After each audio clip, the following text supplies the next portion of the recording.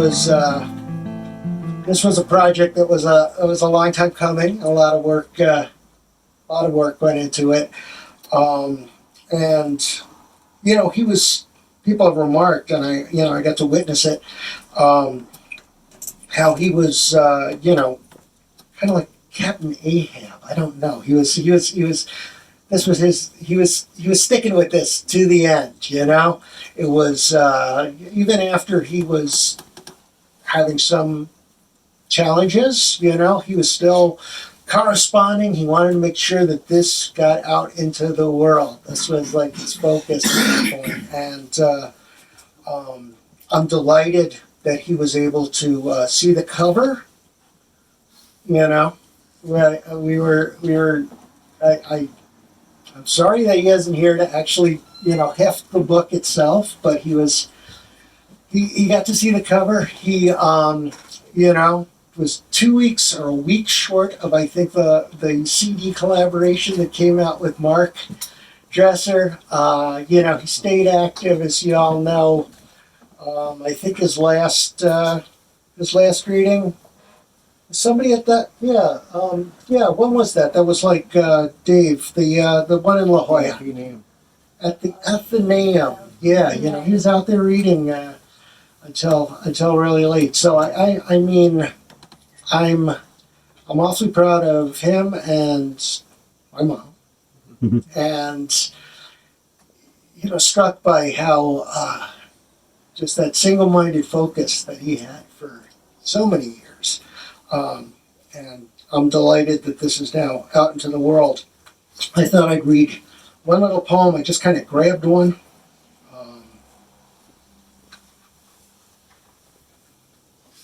Just a nice piece here, and I gotta check again on who wrote it, but oh well. Yeah, Vicente Huidobro. This was a translation by David Guss. So it's called Ars Poetica.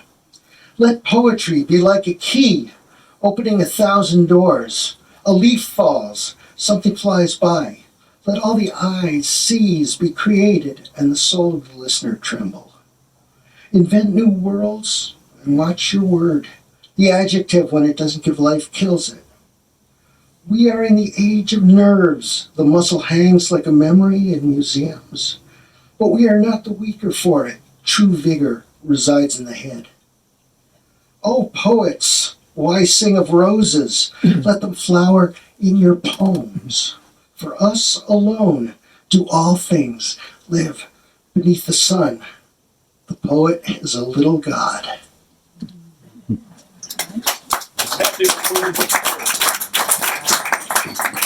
This is for my best script. You want to read it or shall I? Oh, God. Yeah. You should read it. Oh, sure. I can do that. Yeah. From 1991, it was from a Jerome Rothenberg at 60. There you go. So that's what a book dealer could come up with. Exactly. This one is better sung.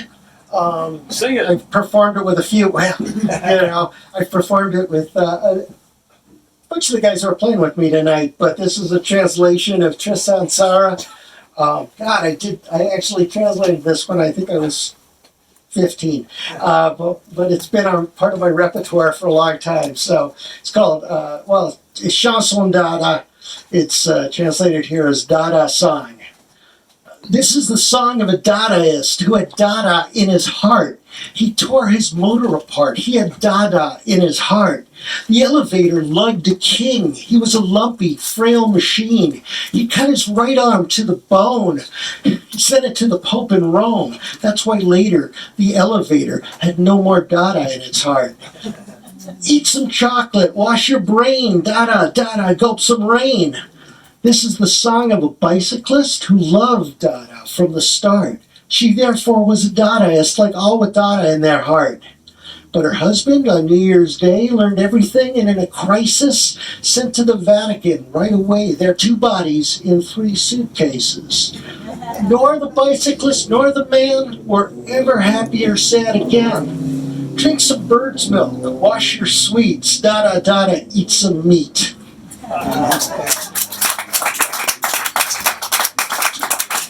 Matt, do you have one of these still? You want one? You want this? I It should go to would you. appreciate it. It should go to you. Thank you so much. It's very good. With the, We were talking about David Anton earlier. David Anton describes me, both in the anthologies and in the poems like Poland, 1931, as walking backwards, moving away from the things that he's leaving, but keeping his eyes on them while backing toward the new terrain, which I suppose he only sees directly when it joins the rest behind him. The perspective, which seems true enough to my experience, if you add a little forward twisting of the head from time to time, led me, with hints from predecessors like Zara and others, so the discovery of lines between past and present, lines overlooked before that transmitted a crypto tradition or series of such throughout the world.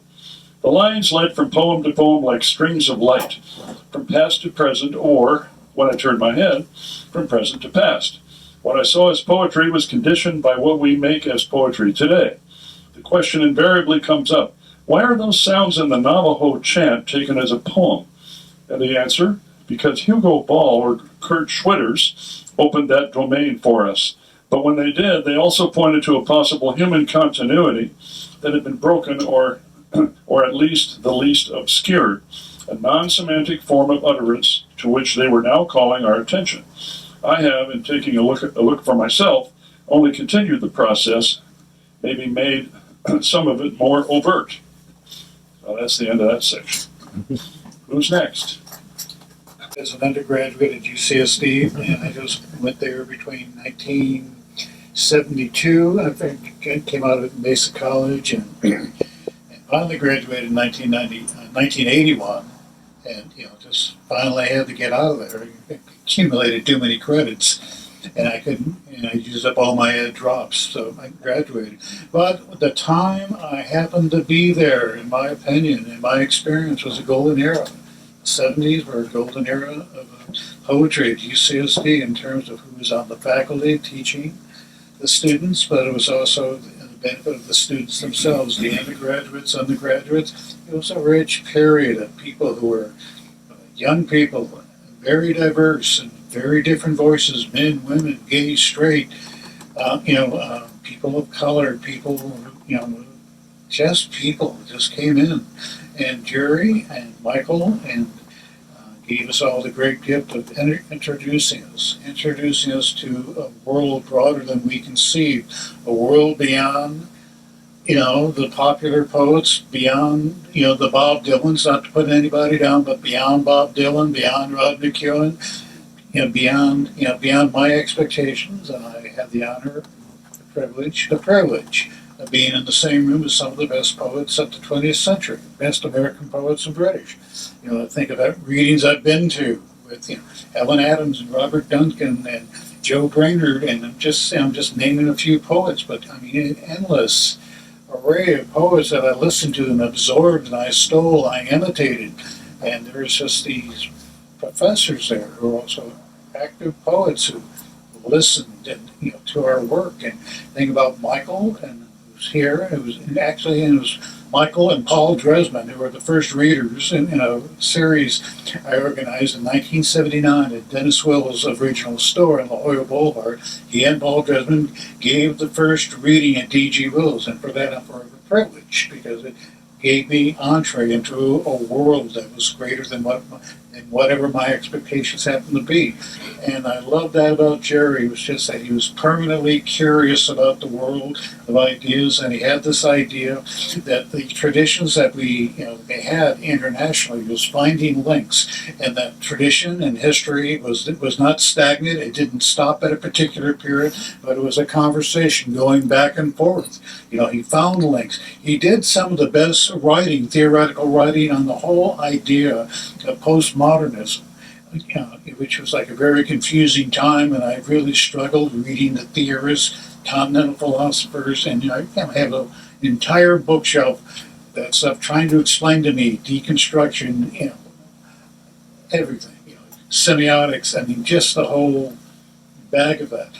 And there was a particular essay that he wrote in an anthology that I can't remember. I still have it somewhere. But he talked about the idea of play and connected the idea of play, of saying that this is the world I live in with the language that I have, with the sounds that these words make in a specific order, in order to convey something that was above and beyond some kind of intellectual definition of whatever that experience or philosophical precept or image happened to be. It was a continuity of sound and music, and and just as Michael already addressed more eloquently than I can, just this idea of play. That the play was a way that we come to understand our experience in the world that makes no sense. In art, poetry specifically, was a way to have ourselves make sense in this world that will not explain itself. That it was this ability to take in raw phenomena and to translate it into something that we can possibly use and learn from. This is one of the things I've done from reading my, Jerome's writing for over 40 years, and remembering his lectures, and with the absolute clarity of voice that he had, the absolute clarity of ideas, of just saying, skipping a lot of the theory, just saying, let's get back, the phenomenological idea, let's get back to the experience itself. What is the experience of this poet? The sounds, the culture they come from. I came across this book, Eyes of Witness, Jerome Rothenberg reading this. I remember this when it came out. It was called A Newton Suite. It's about Isaac Newton, and he's talking about science here. Sort of, he's talking about science. But I like the idea that he can just take the experience, the theories, the history of Newton, his ideas, and just turn it into a poem worth reading, worth rereading, worth reading aloud. So it's called the Newton Suite. 1. Newton's nose.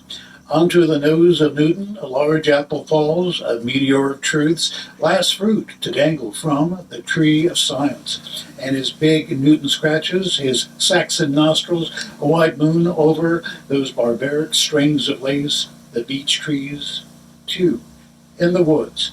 The gnomes astride their secrets, tear their beards out. They tie up death and make echoes, mislead men with mirrors. In a corner lies a secret in the open, dead. His companions moan him, a blue boy with iron feet, a glowing star between his eyebrows. His companions mourn him, and the green lake trembles in the wind. 3. Harmony.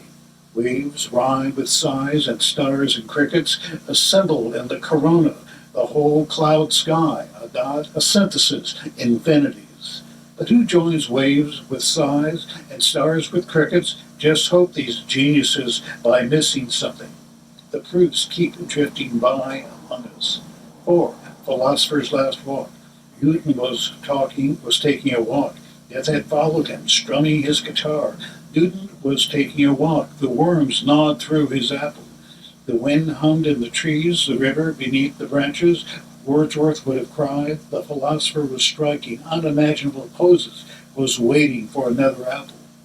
He ran along the road. He stretched out the water. He saw how his face would sink in the moon's reflection. Newton wept, and high upon a cedar, 2 old owls yammered slowly in the night. By the wise man went back home. He dreamed at enormous pyramids of apples. Portions called replica. Adam ate an apple from the Virgin Eve. Newton was a second Adam. Sciences, the first knew beauty, the second knew Pegasus, bowed down by chains, and neither one was guilty. There are 2 apples, pink and fresh, but with bitter history. The severed breast, innocence, poor child. Finally, question: why was it in the apple and not the orange or the polyhedral pomegranate? Why the virgin fruit to clue them in? The smooth and gentle pippin, with admirable symbol, lies dormant at its core. Adam, Paris, Newton carry it inside their souls and fondle it without a clue to what it is. Turetsky, and I heard them perform several times Poland, 1931, when we lived in New York.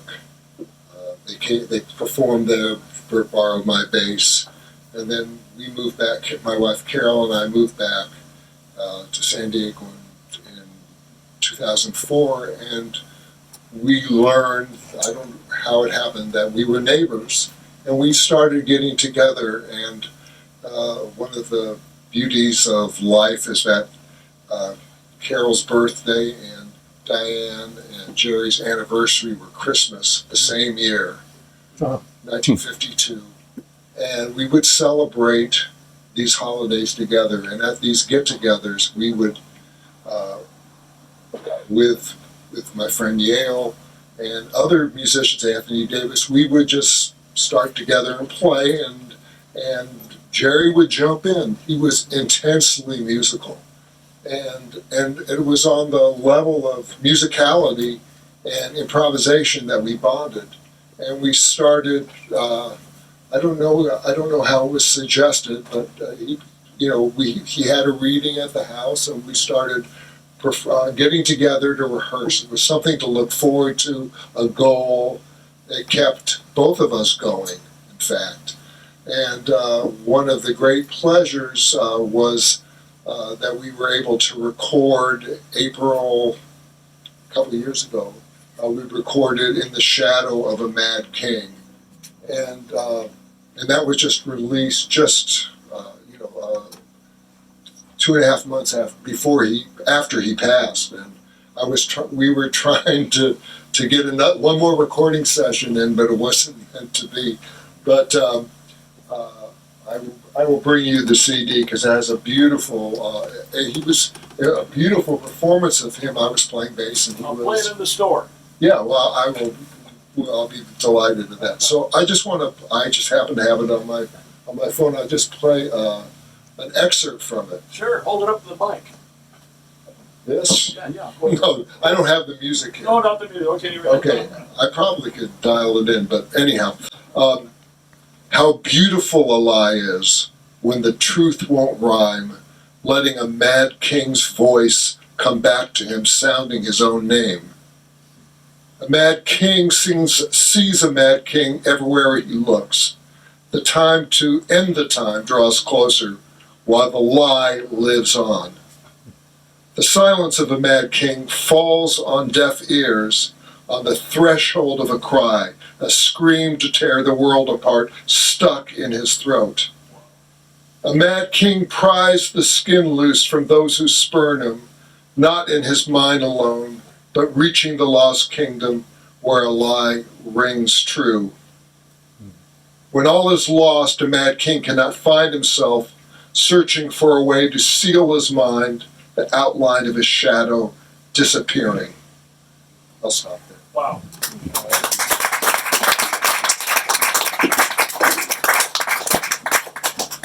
I think I know who the Mad King is. Yeah. Technology seemed like a terrible instrument as a means for exploring and keeping before us the dimensions of our humanness, even where our explorations lead us to a language seemingly devoid of meanings. I was drawn first to a search for instances, primitive and archaic, of what was, what seemed, if anything, an overly meaningful area of mind, the world of images, of what James Hillman more recently speaks of as the royal road of soul making. Keats's term, or image making, where to be in the soul is to experience the fantasy in all realities and the basic reality of fantasy. I knew it would be there, and I cited it. The multiple ways it shows up under the turns and twists of the particular cultures that attend to it. So, who's next? I'm actually not going to read, but I wanted to share an anecdote because I was one of the people at that last concert at the Athenaeum. And I'll just make a really share this brief memory.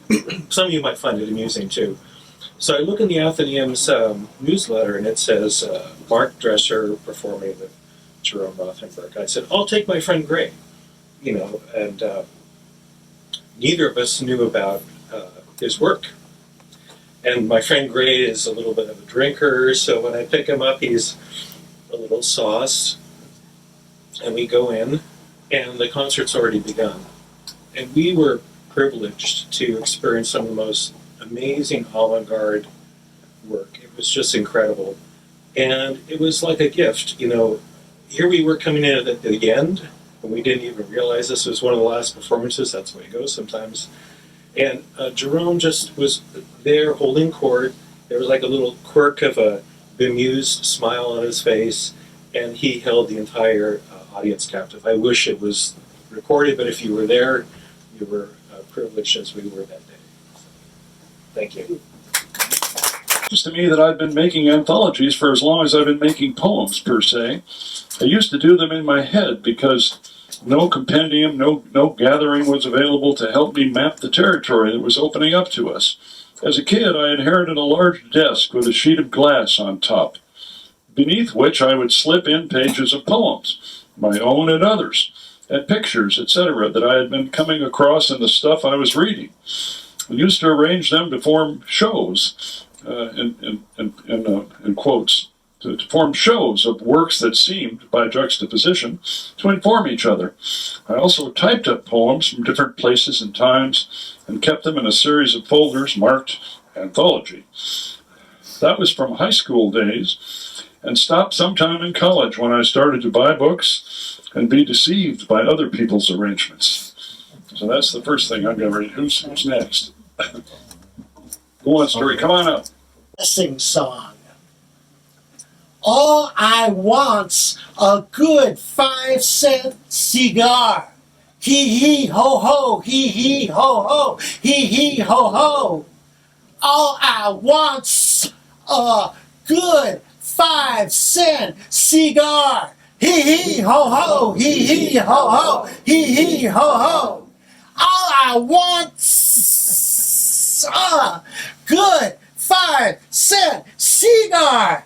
Hee hee ho ho, hee hee ho ho, hee hee ho ho. All I want's a good 5-cent cigar. Hee hee ho ho, hee hee ho ho, hee hee ho ho. All I want's a good 5-cent cigar. Hee hee ho ho, hee hee ho ho, hee hee ho ho. All I want's a good 5-cent cigar. Hee hee ho ho, hee hee ho ho, hee hee ho ho. All I want's